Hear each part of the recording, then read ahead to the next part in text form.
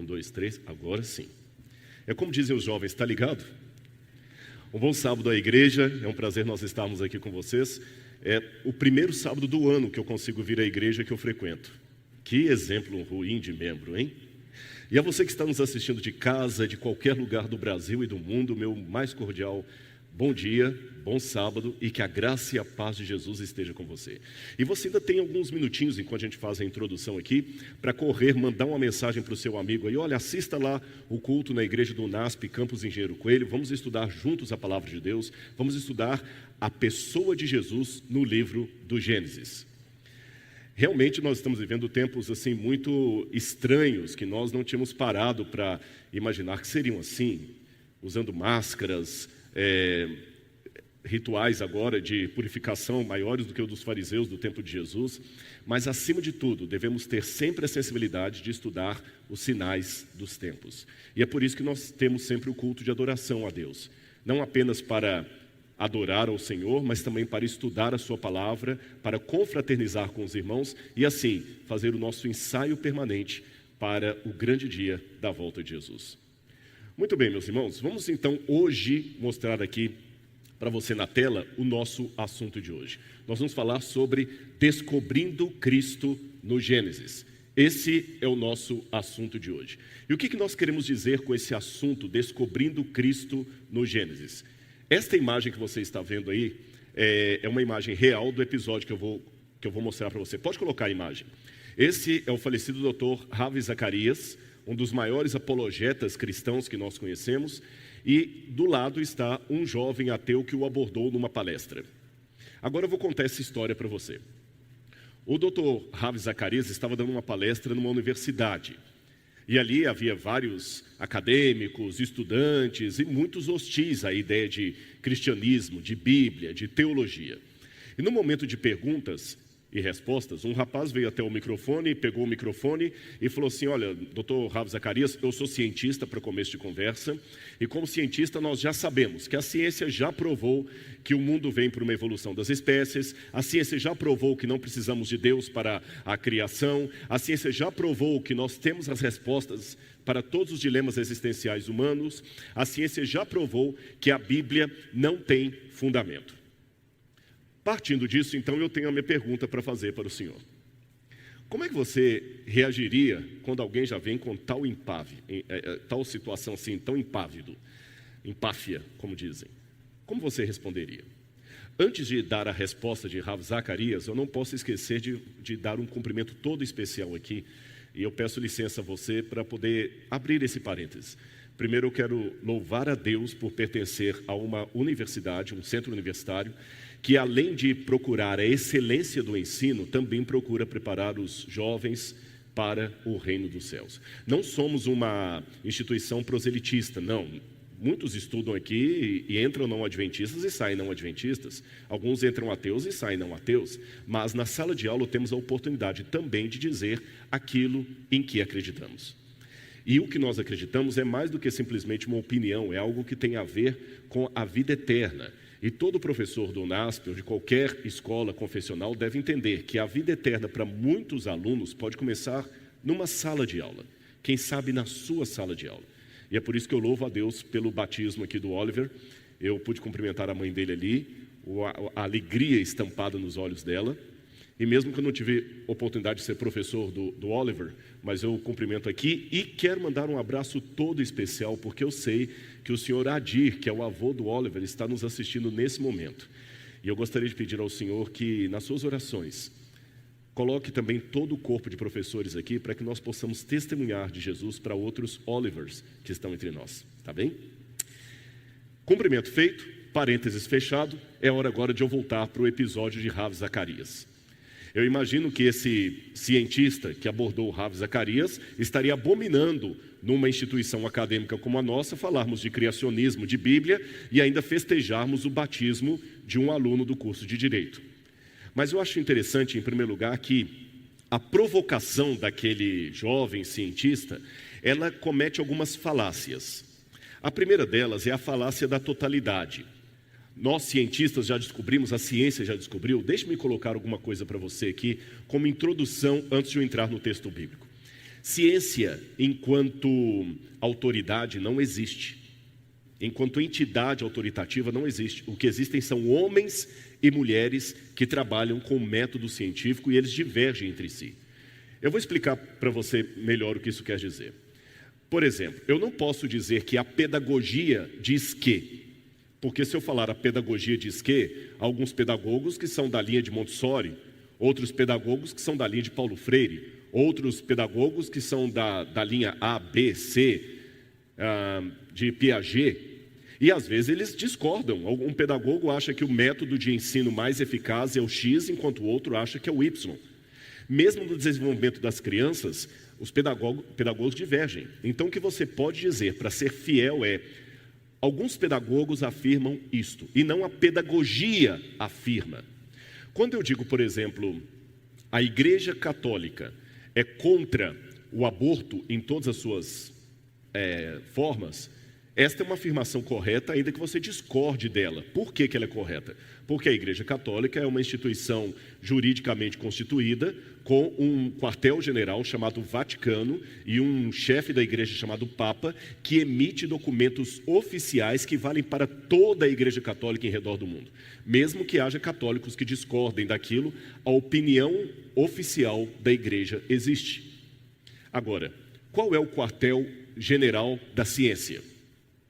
Qual é o Vaticano da ciência? Quem é o chefe mundial da ciência que pode emitir um documento em nome dela que todos são obrigados a consignar?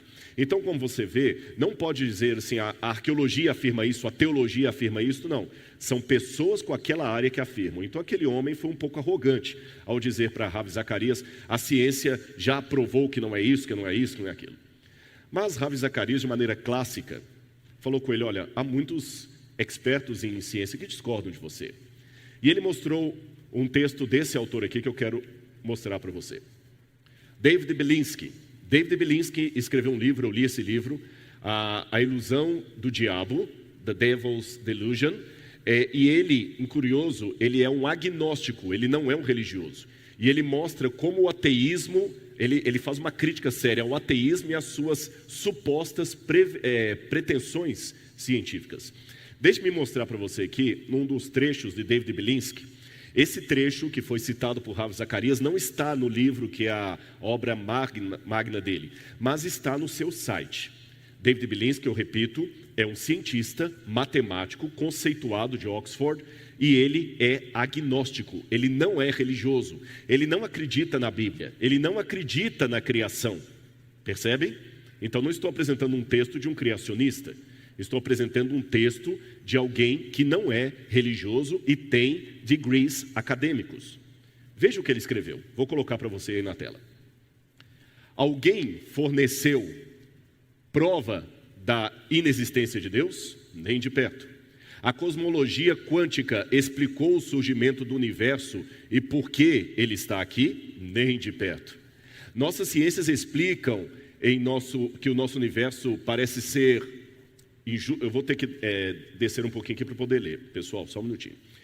Nossa ciência explica por que o nosso universo está ajustado para permitir a vida aqui, nem de perto. Os físicos e biólogos estão dispostos a aceitar que em alguma coisa, desde que não seja um pensamento religioso, nem perto bastante. O racionalismo e o pensamento moral nos fornecem uma compreensão do que é bom, do que é moral, não bastante.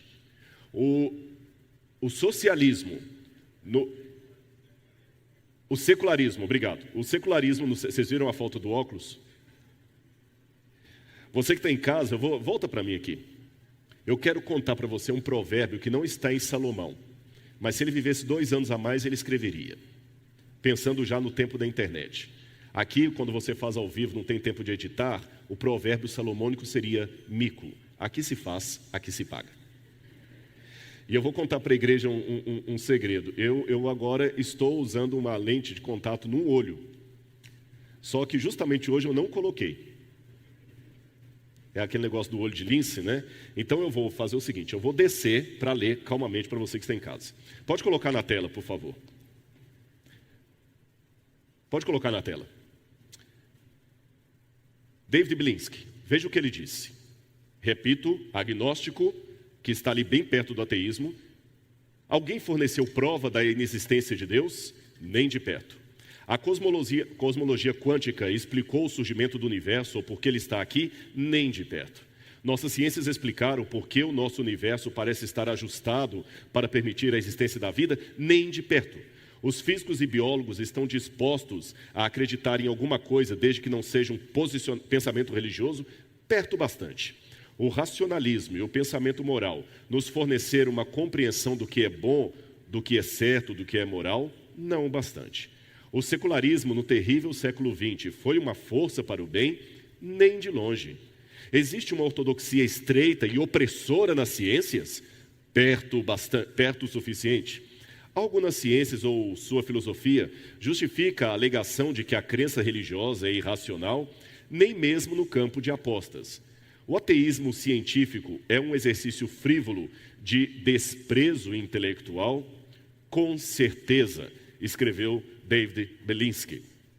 Bom, então, como você pode ver, é um notório engano achar que todos aqueles que são de ciência são exatamente contrários à Bíblia Sagrada. Eu quero mostrar para você agora um outro posicionamento desses bem arrogantes por um dos grandes ateus e opositor do cristianismo, chamado Bertrand Russell, um dos gênios do século XX, mas ateu e oponente ferrenho ao cristianismo. Ele falou muito de unicórnios e do bule voador.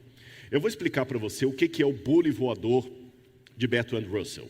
Ele dizia o seguinte: olha, esse negócio de afirmar que Deus existe, isso é ridículo. E não pertence a nós, cientistas, provar que ele não existe. Por exemplo, se eu disser que acredito em unicórnios, você não pode provar que eu estou errado. Você não tem como provar que unicórnios não existem. Mas eu não conheço nenhum crente que acredite em unicórnios. E ele fez uma parábola. Ele falou: vamos imaginar agora uma outra coisa. Suponhamos que eu diga que estamos tomando chá agora, Bertrand Russell, tomando o velho chá inglês. Vamos imaginar que tenha um bule voador em torno do Sol, e que esse bule voador é responsável pelo bule que está aqui em minhas mãos. Você acredita nisso? Nenhum religioso acreditaria nisso. Agora, tudo bem. Da mesma maneira, dizer que existe um Deus. Só que aqui, Bertrand Russell comete uma falácia por equivalência, falsa equivalência. Ele quer dizer que o fato de eu não provar que unicórnios não existem, estaria na mesma patamar de dizer que Deus existe sem poder provar. Mas isso, repito, é uma falácia. E o problema da falácia é que ela parece estar certa, ela tem elementos de verdade, mas está errada. Eu vou explicar numa comparação e você vai entender. Filhotes de gatinhos são felpudos e graciosos. Filhotes de cachorro também são felpudos e graciosos. Nem por isso eu posso dizer que cachorros são gatos. Perceberam? Todos os seres humanos igualmente sangram. Logo, todos os seres humanos são igualmente, o pleonasmo é proposital, igualmente iguais. Também isso está errado. Há pessoas que são diferentes umas das outras, embora sejam todos seres humanos. É esta falácia que ele comete ao equiparar a suposta existência de um bule voador à crença cristã em Deus. Eu vou colocar de novo na tela mais um texto para você entender. Preste atenção no que está aí. Bertrand Russell aplicava que desde que as ciências começaram ali na época de Galileu Galilei, século XVI, o método científico foi o mais implacado. E o método científico é aquele que nos permite falar de verdades científicas. E o método científico passa, grosso modo, por 4 etapas. E nós vamos ver as 4 etapas aqui. Você está vendo aí na sua casa, e o que você não está vendo aí, que eu estou abaixando aqui para poder não cometer o mesmo erro, e ler aqui para a igreja que está comigo. O método científico quer provar algo, então veja as etapas que é preciso atravessar para um método científico. Em primeiro lugar, observação. Olhe o mundo e perceba alguma coisa notável, digna de análise. Precisa ser um fato concreto. Você não vai fazer observação da unha encravada do pé da sua avó e querer que se torne uma tese de doutorado. Tem que ser algo notável, digno de análise. Depois que você faz essa observação, aí você é obrigado a fazer uma pergunta. Escreva uma pergunta sobre esse fato. Abro um parênteses para dizer aos alunos presentes ou que estão me ouvindo em casa que aproveitem essa dica para fazer o seu TCC. Por exemplo, o que é aquele fato? Quais são as suas causas? Aí o terceiro ponto, a terceira etapa, elabore uma hipótese.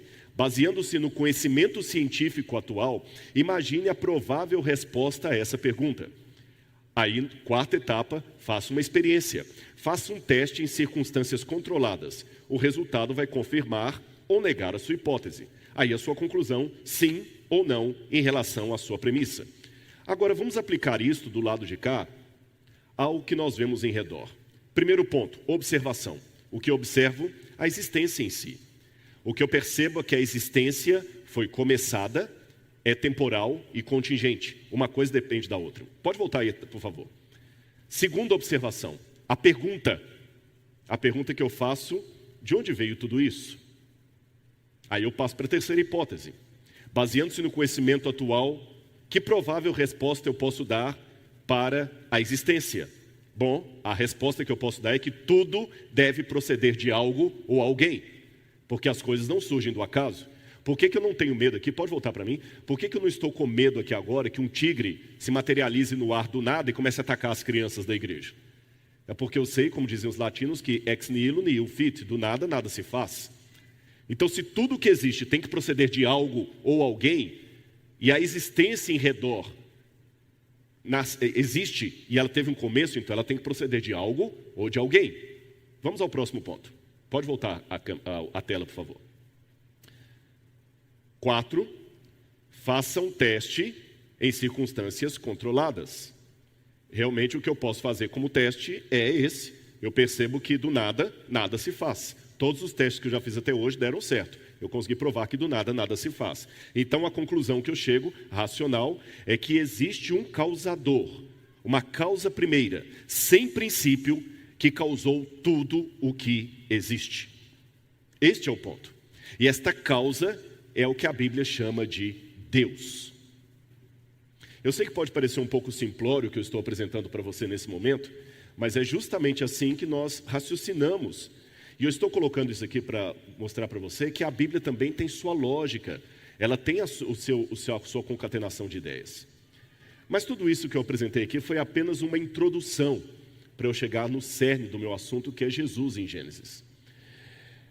Eu sei que os ateus vão dizer que nós trabalhamos muito com o Deus das lacunas, mas perceba o que a Bíblia me sugere a trabalhar. 1 Coríntios capítulo 1, versículos 22 e 24. E se você está com sua Bíblia em casa, abra comigo a sua Bíblia, embora vá aparecer também ali na tela, mas eu gostaria de convidar você a ler comigo a sua Bíblia. 1 Coríntios capítulo 1, versículos 22 e 24. Eu vou ler na minha Bíblia, espero que você acompanhe com a sua, mas pode colocar na tela também. 22 a 24. Assim diz a palavra de Deus: como eu devo pregar para os céticos, como aquele jovem que abordou o Ravi Zacarias? Porque os judeus pedem sinais e os gregos buscam sabedoria. Mas nós pregamos o Cristo crucificado, escândalo para os judeus e loucura para os gentios. Mas para os que foram chamados, tanto judeus como gregos, Cristo é o poder de Deus e a sabedoria de Deus. Por mais que eu apresentei o início desse sermão aqui de uma forma lógica, citando o método científico, citando Bertrand Russell, citando o diálogo do intelectual Ravi Zacarias com um cientista numa universidade americana, eu não posso esquecer que o meu método ainda de apresentar a verdade para um cético é perpassando pela pessoa de Jesus. Eu apenas introduzi de maneira mais intelectual ou até secularizada, porque o tema, a temática, o momento, nós estamos numa semana sobre o criacionismo, a temática, o ambiente pede essa introdução. Mas essa introdução não pode fazer com que eu perca o cenário mais importante, que Cristo ainda é o melhor argumento, o melhor método, o melhor exemplo que eu posso usar para pregar para um ateu, para um agnóstico, para um cético, para qualquer pessoa, quer tenha ou perca a sua fé. Eu quero citar mais um pensamento da autora Ellen White que me impressiona muito nesse sentido, e é por isso que eu sigo apresentando Jesus. Veja o que ela nos sugeriu. Discursos teóricos são essenciais para que as pessoas possam ver a cadeia de verdades, elo após elo, unindo-se em um todo perfeito. Mas nenhum discurso deve ser pregado sem apresentar Cristo e Ele crucificado como o fundamento do Evangelho. Ellen White aqui fez uma releitura da proposta de Paulo, muito oportuna para mim. Por isso que eu comecei esse sermão apresentando primeiro uma concatenação de ideias, lógica, mas eu não posso esquecer de apresentar a Cristo crucificado. Mesmo que pareça um escândalo para os judeus, uma loucura para os gregos, é esse Cristo que eu quero apresentar para você nesta manhã.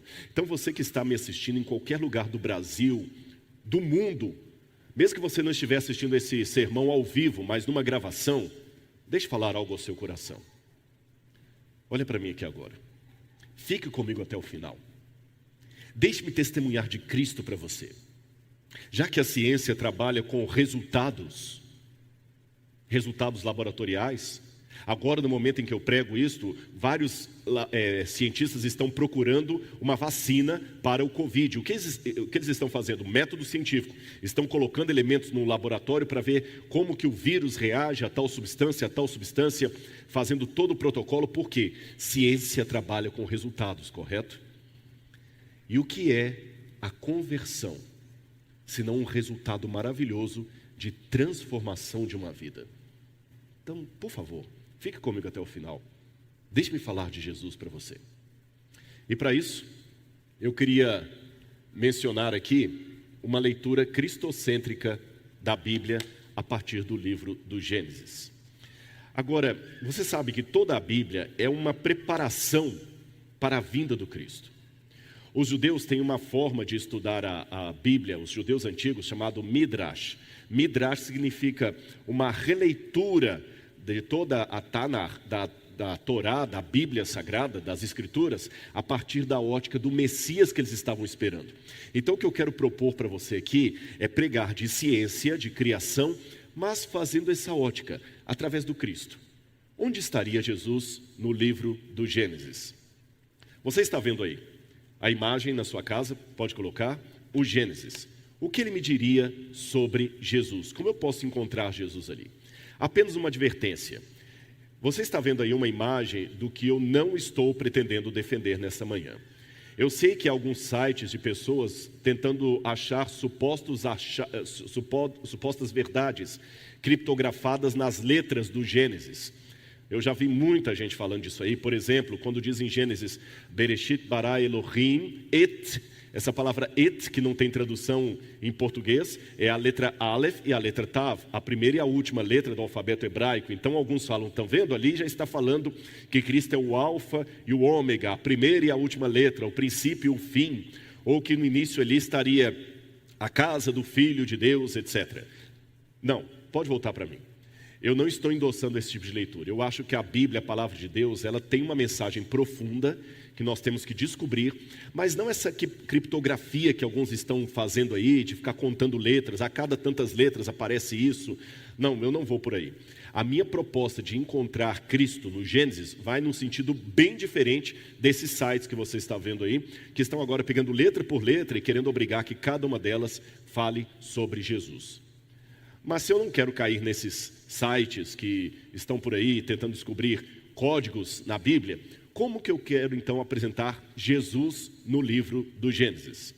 Vamos ler Gênesis capítulo 1, versículo 1. Gênesis capítulo 1, versículo 1. Na verdade, se eu fosse perguntar para você onde está Jesus no Gênesis, muitos diriam em casa, Rodrigo, não preciso nem do seu sermão para isso, eu vejo Jesus no Gênesis em vários lugares ali. Quando Jacó lutou com um anjo, ele lutou com Deus, ele lutou com Jesus. Quando Abraão recebeu 3 forasteiros, 2 anjos e um terceiro, era Jesus que estava ali. Eu também vejo Jesus na promessa que Deus deu à mulher.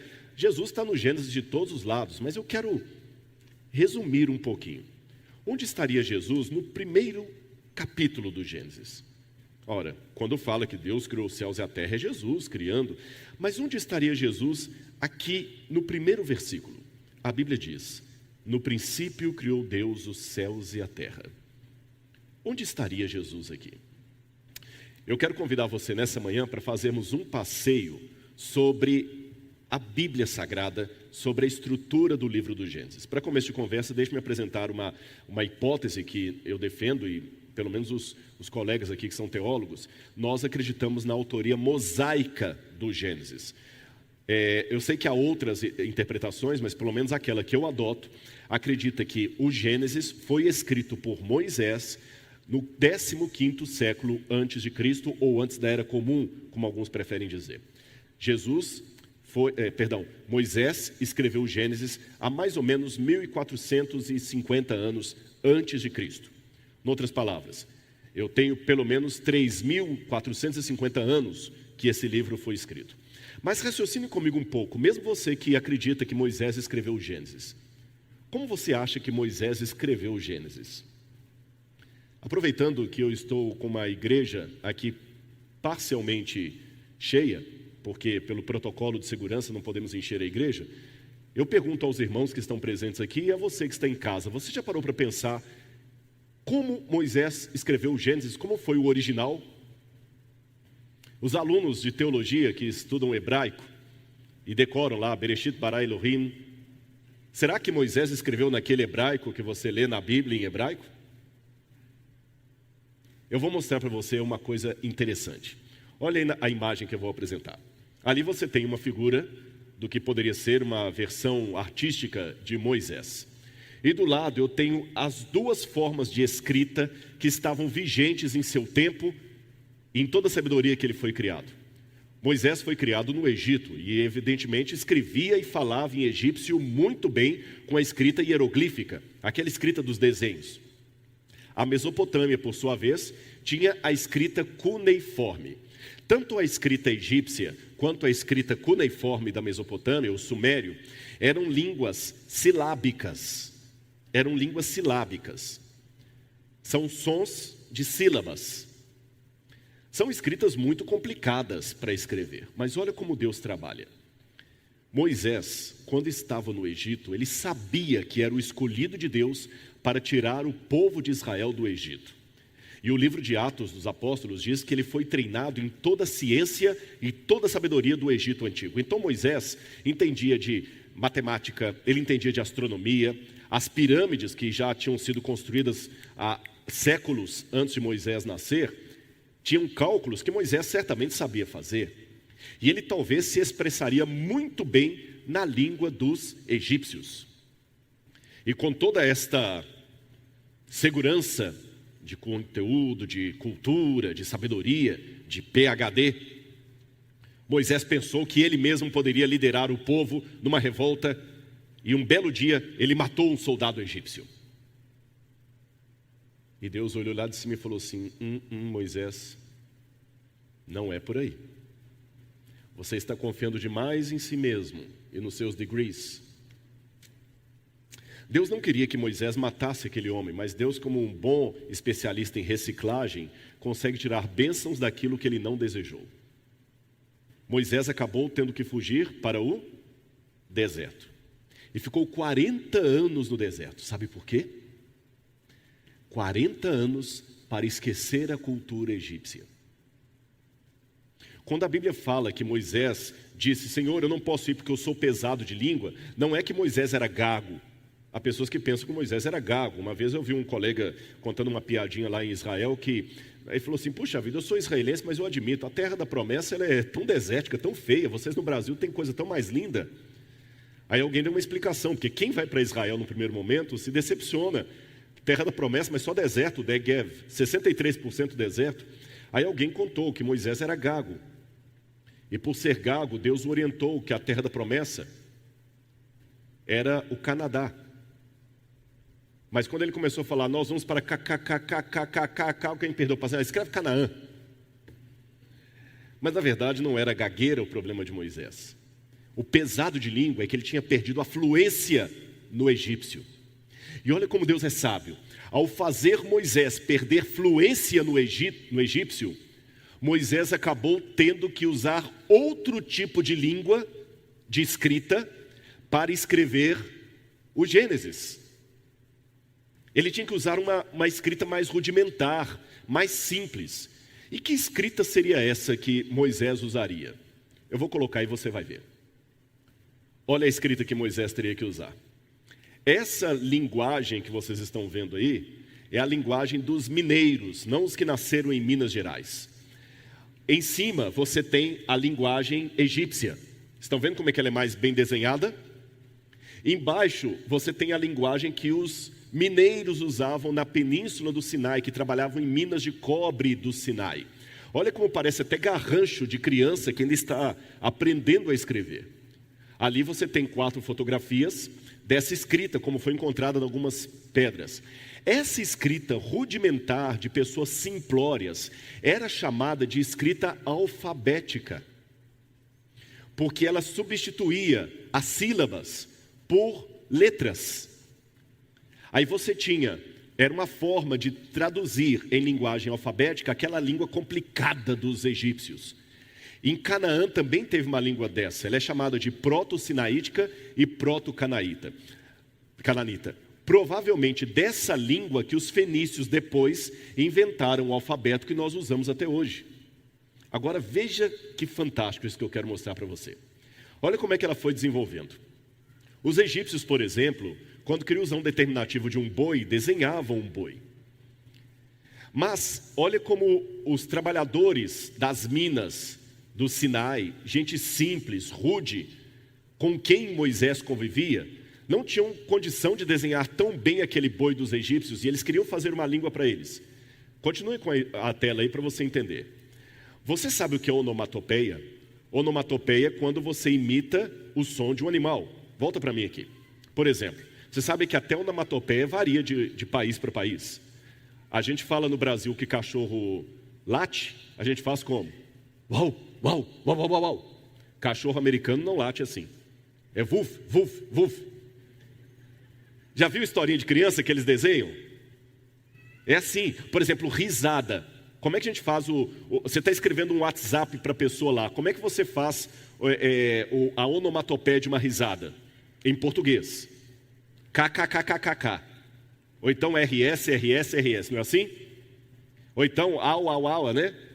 Assim que nós imaginamos a risada. KKKKK. Sabe como é que eles imaginavam a risada em hebraico? Tsak, tsak, tsak, tsak, tsak, tsak. Para a gente KKKK, para ele é tsak, tsak, tsak, tsak.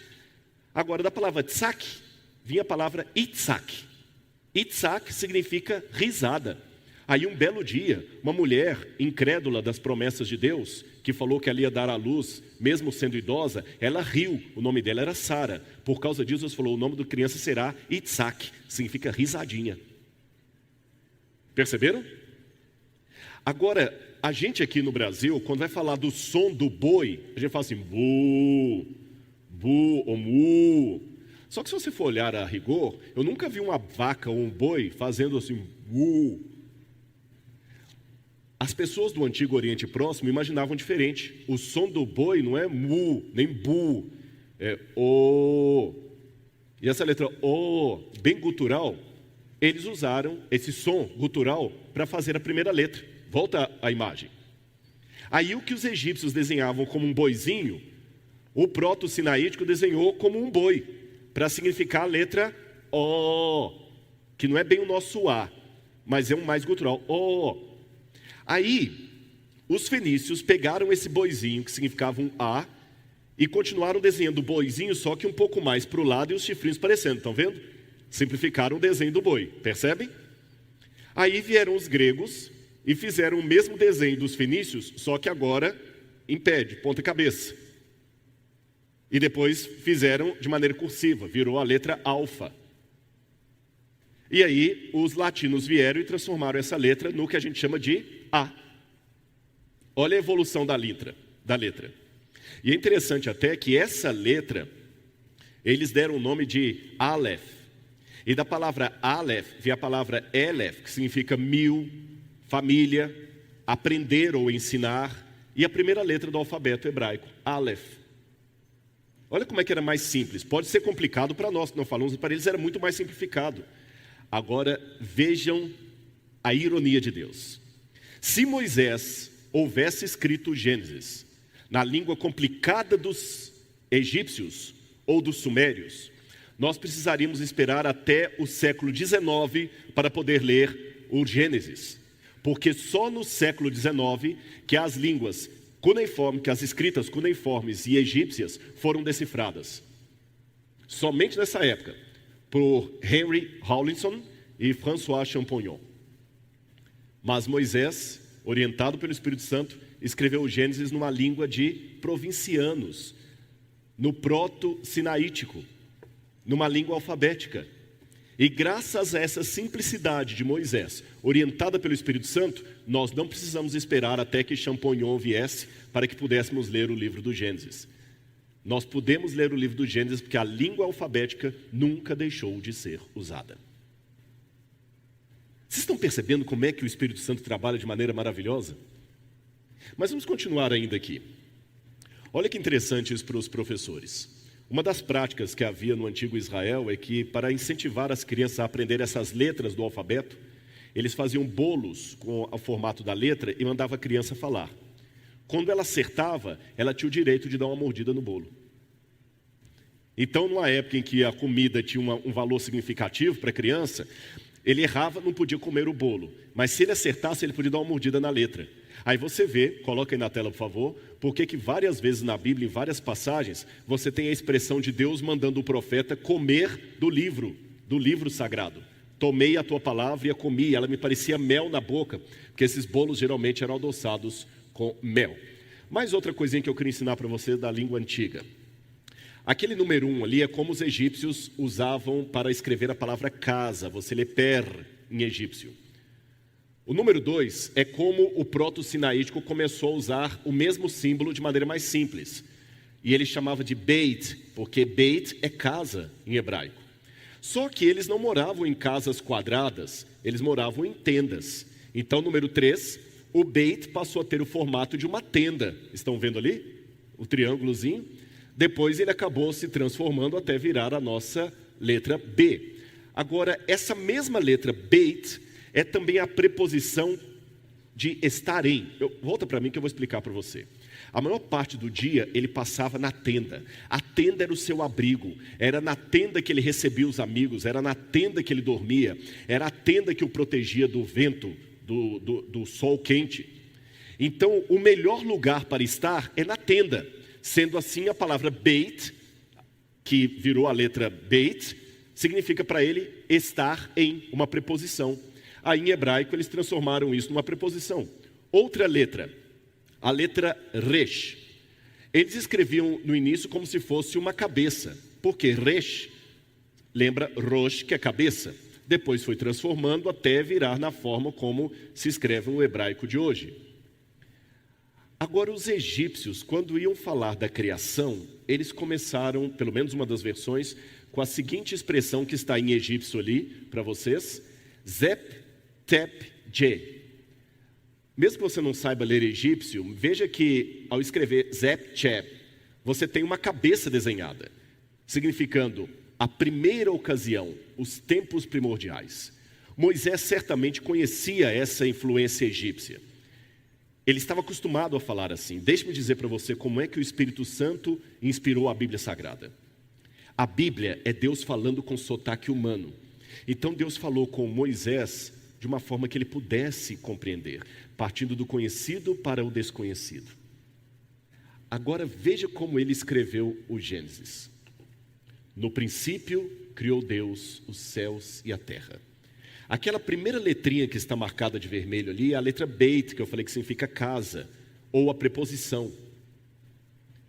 E é interessante uma coisa, irmãos. Na atual edição do Aurélio, é dito que existem 140 mil palavras em português. O Pribram ainda coloca outras variantes. Numa outra edição do dicionário Sais, diz que há 190 mil palavras. Alguns falam mais de 228 mil palavras, pelo menos na introdução. Volta para mim, o português, com suas 150, 190 mil palavras, é uma língua rica, é ou não é? É muito rico o português. Imagine, nós temos no dicionário, alguns colocam 190 mil palavras à sua disposição para compor todas as frases. Agora, mesmo sendo uma língua tão rica, às vezes uma palavra tem vários significados. Concordam comigo? Por exemplo, olha aí. O que significa a palavra pena? Pena pode significar pena de pássaro, pena de inscrever, pena de pênalti, penalidade máxima. Pode significar sobrenome, Afonso Pena. Pode significar dó, que pena de você. Pode significar cadeia, ele cumpriu pena lá em Bangu 1. Pode significar um personagem da Disney, o Peninha. Pode significar os livros de Ellen White, a pena inspirada. Pode significar dó. Pode significar até um cano d'água, pena d'água. Volta para mim. Se o português, que é uma língua tão rica, uma palavra pode ter tanto significado, imagine como seria no hebraico de Moisés. Só para você ter uma noção, vou colocar aí na tela. O hebraico bíblico teria algo em torno de 8.100 palavras. O português tem 190 mil palavras. O hebraico bíblico tem apenas 8.100 palavras. Se no português, com 190 mil palavras, um termo pode ter tantos significados, imagine em hebraico. Aquela preposição be que eu falei para vocês, pode significar em hebraico em, no, por, com, pelo, em razão de, por causa de. E a palavra reshit, que vem logo em seguida, pode significar princípio, cabeça, primazia, primogênito, primeiro. Volta para mim, viu quantas coisas significa a palavra princípio? Vamos ver se você decorou bem em casa. Vou repetir. Coloca aí de novo na tela.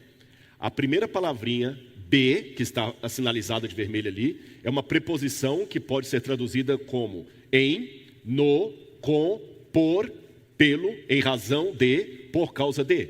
E a palavra reshit, princípio, pode ser traduzido como princípio, cabeça, primazia, primogênito, primeiro.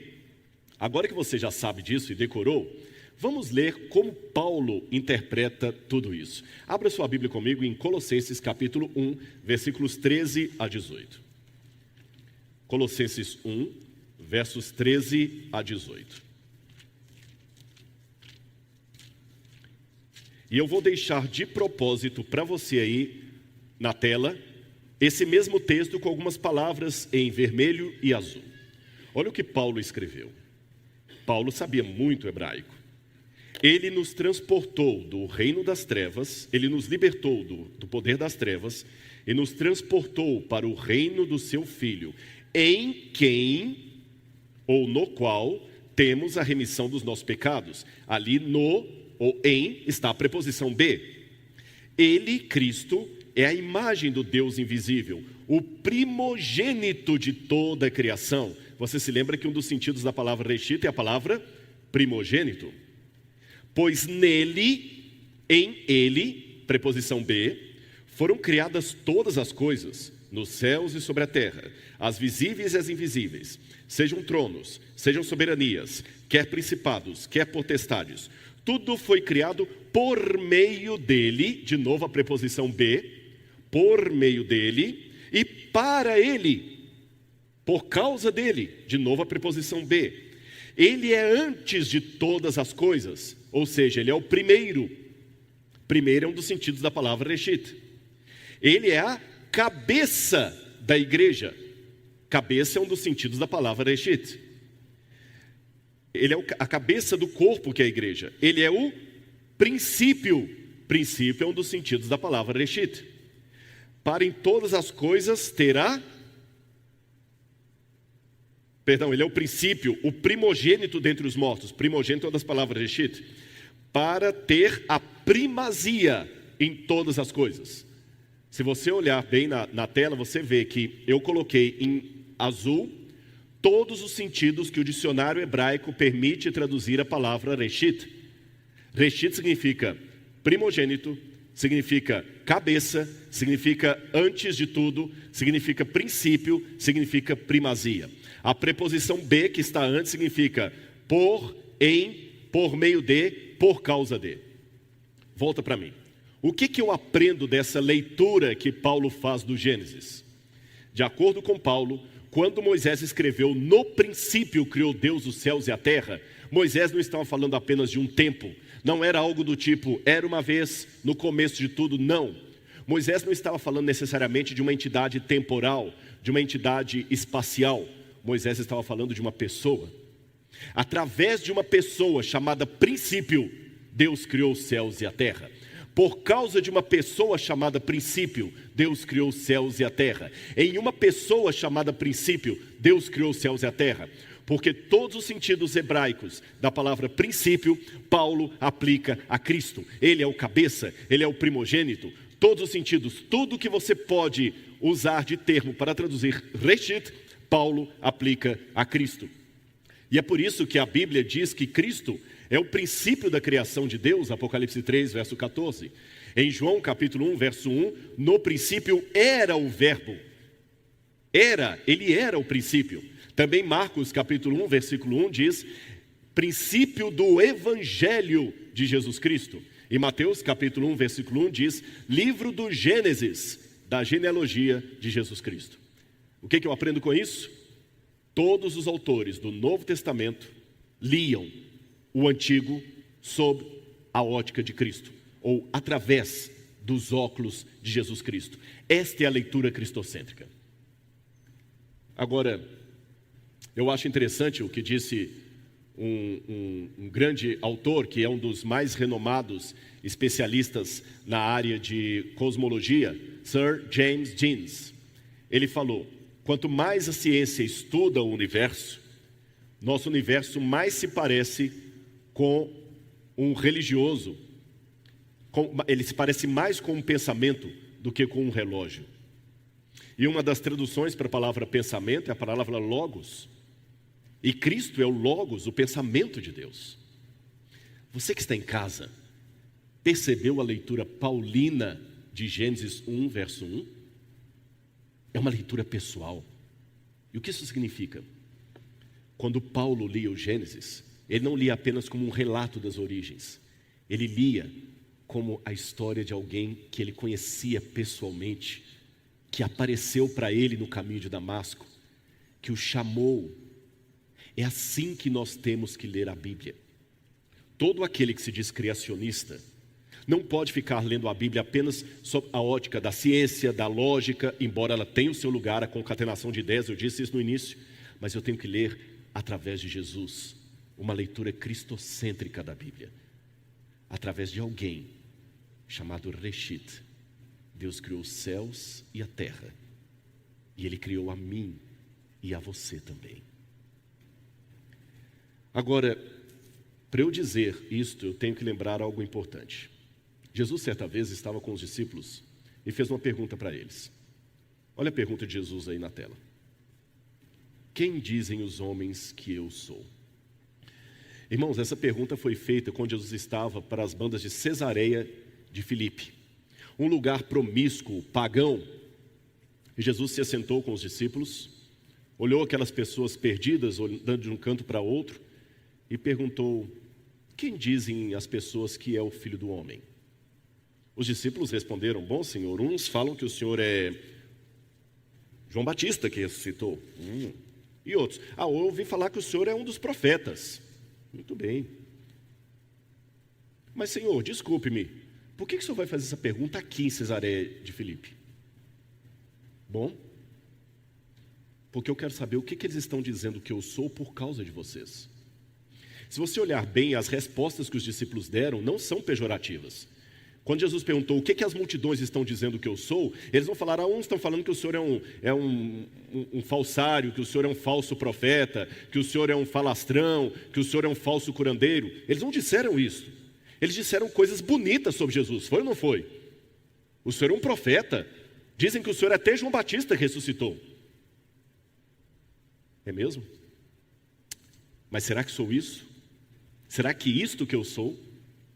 Em outras palavras, meus irmãos, para não ficar apenas no ponto de vista da curiosidade, eu tenho que fazer uma pergunta para você. Quando eu propus a você fazer uma leitura cristocêntrica da Bíblia, ela me invoca algumas reflexões que eu gostaria de compartilhar com você nessa manhã.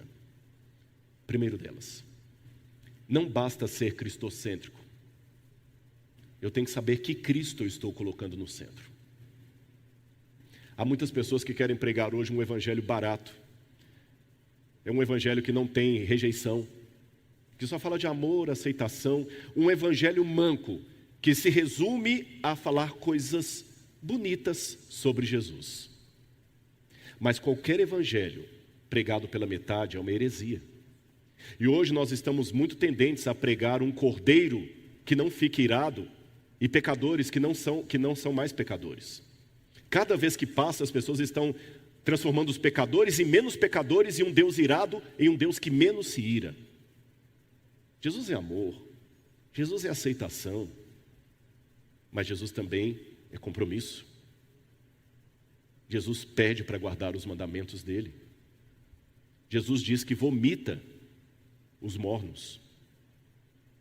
Jesus nos convida a comprar colírio para que vejamos. Jesus também tem uma mensagem severa para Laodiceia. Não basta colocar Cristo no meio sem saber qual é o Cristo que eu estou colocando na minha mensagem. Um Cristo água com açúcar ou um Cristo completo das Escrituras, que ama a mulher pecadora, mas que também diz para ela: vá e não peques mais. Um Cristo que diz: eu sou o bom pastor, mas que também toma um chicote e repreende os que estavam fazendo coisas erradas na casa de Deus. Um Cristo que está mais interessado em salvar você do que uma mãe de tirar um filho de uma casa pegando fogo, mas que também trará o juízo e o fogo para aqueles que rejeitarem a sua graça. No princípio criou Deus os céus e a terra. Este é o retrato, a fotografia de alguém que me ama, que ama você e que é por sua causa, e que por sua causa veio a esta terra morrer por nós. Através desse princípio, desse reshit, eu quero ter a minha vida. Porque como a música que vamos ouvir agora, em Cristo, em Deus, você pode confiar. Então, enquanto as meninas vêm para apresentar essa canção, eu quero que você pense nisso. Sabe o que significa confiança na Bíblia, emuná? Enquanto elas vêm, eu vou falar com você. Se você está no meio do oceano e você já não está aguentando nadar mais e você vai morrer afogado porque está com cãibra, se passar um bote salva-vidas ou um tronco de árvore boiando, o que você faz? Instintivamente você se agarra. Muito bem. Em hebraico, esse ato de agarrar firme, eles chamam de emuná, que alguns tradutores preferiram traduzir como confiança, fé. Da palavra emuná veio a palavra aman, firmeza. Da palavra aman veio a palavra amém. Nisso eu acredito, nisso eu me agarro, nele eu confio.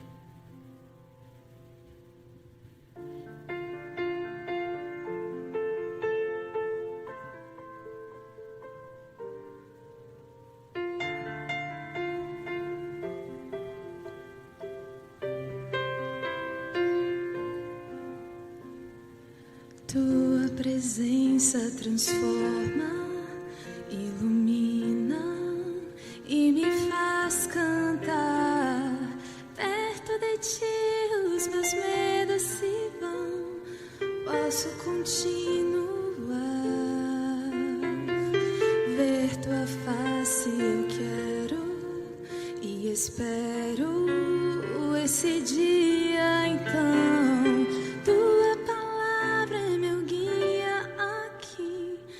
A tua voz, minha direção. Tu me concedes o tempo e a força. Só em teus braços eu vou encontrar esse amor que me sustenta, esse amor que me alcança e me salva. Posso esquecer esse meu passado e descansar nesse teu abraço. Eu posso confiar em mim,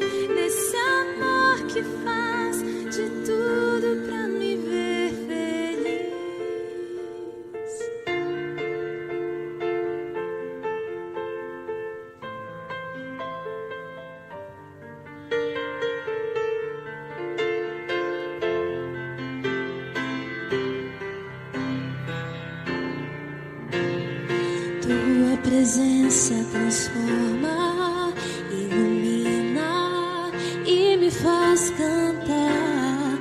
Perto de ti os meus medos se vão, posso continuar.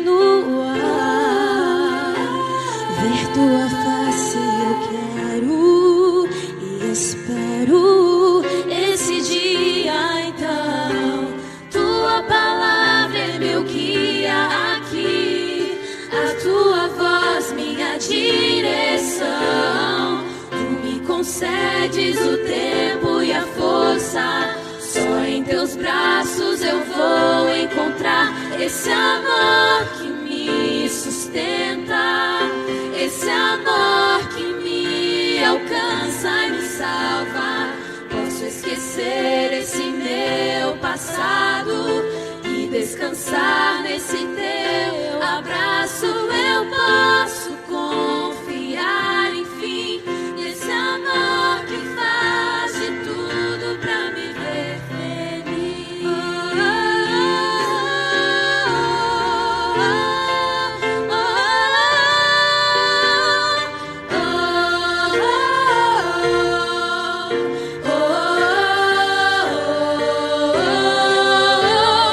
Tu me concedes o tempo e a força, só em teus braços eu vou encontrar esse amor que me sustenta, esse amor que me alcança e me salva.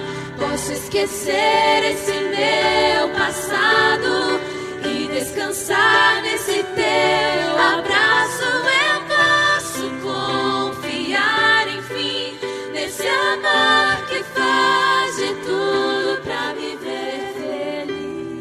Nesse amor que faz,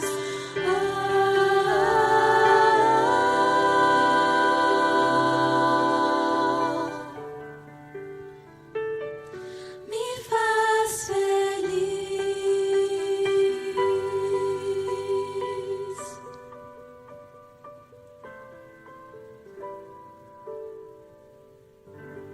Amém. Deus me sustenta e nesse amor me faz feliz. E o que eu quero orar agora por você que está comigo é para que Deus possa fazer você feliz. Mesmo que uma lágrima desça pelos problemas da vida, mas Ele é o seu Deus. Ah, alguém não gosta de você? Que pena que ele não tem bom gosto. Porque no princípio criou Deus os céus e a terra, e você viu hoje. Isso aqui não é apenas era uma vez no passado, é a sua certidão de nascimento, através de alguém chamado princípio, de alguém chamado cabeça, de alguém chamado primogênito, de alguém chamado Jesus. Deus desejou você e fez você e eu estarmos aqui. Não aceite nada menos do que a assinatura de Deus sobre a sua existência. Vamos ficar em pé e fazer uma oração a Ele nesse momento? Você que está comigo, eu estou com a igreja aqui reunida, mas ao mesmo tempo a maior parte não está aqui, está assistindo de maneira online, por isso que nós temos que...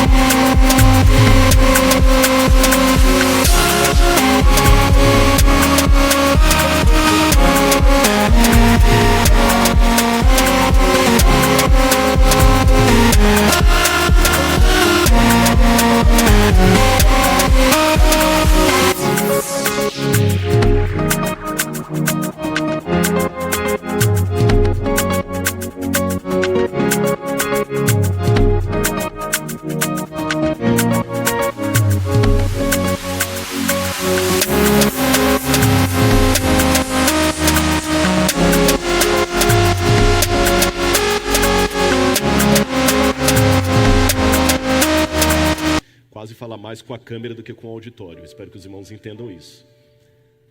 Mas eu quero que você, a despeito da distância, feche o seu olho, onde quer que você esteja, e ore comigo nesse momento. Amado Senhor, Eu te louvo, Senhor, porque é o Senhor que nos sustenta, é o Senhor que nos dá vida, é o Senhor que é o princípio da nossa vida, o primogênito da nossa criação, o primeiro, o tudo.